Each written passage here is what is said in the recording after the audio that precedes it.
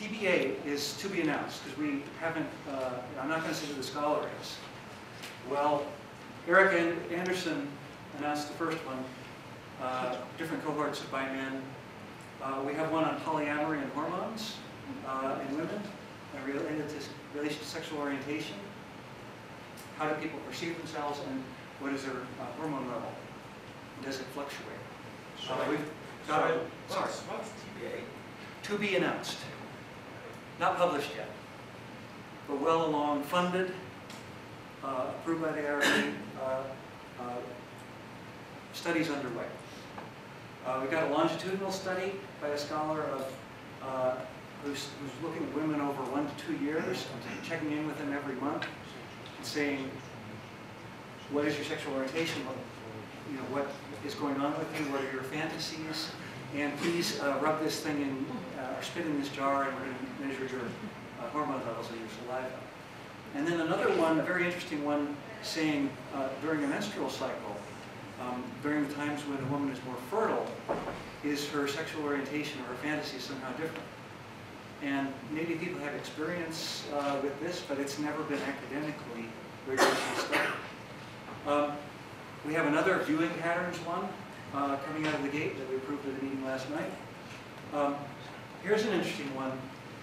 Does the timing of maturing, sexual maturity in puberty, does that have some organizational effect? Like if you have a late puberty, do you have a different sexual orientation on average than if you have an early one or a normal one?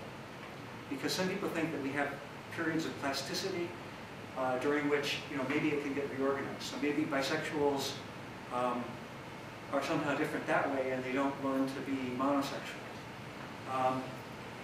Body image issues. Do bisexual men have different body image concerns than straight men do and gay men do? And then Amanda's work, these straight identified men who like to have sex with men. More on that in a second. Here I'm saying TBA squared because it's not only to be announced, it's to be approved. But these are sort of in the pre-pipeline. Studying the trajectory of development of sexual orientation.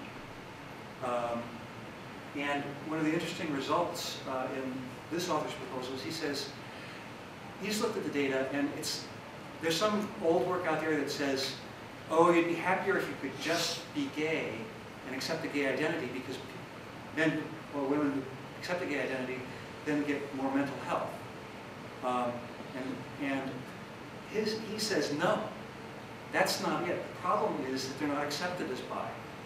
There's no cultural affirmation, there's no community, and it's the non-acceptance, not the bi label itself, that is causing the problem. So it's a society problem, not an individual problem. Backed up with real data.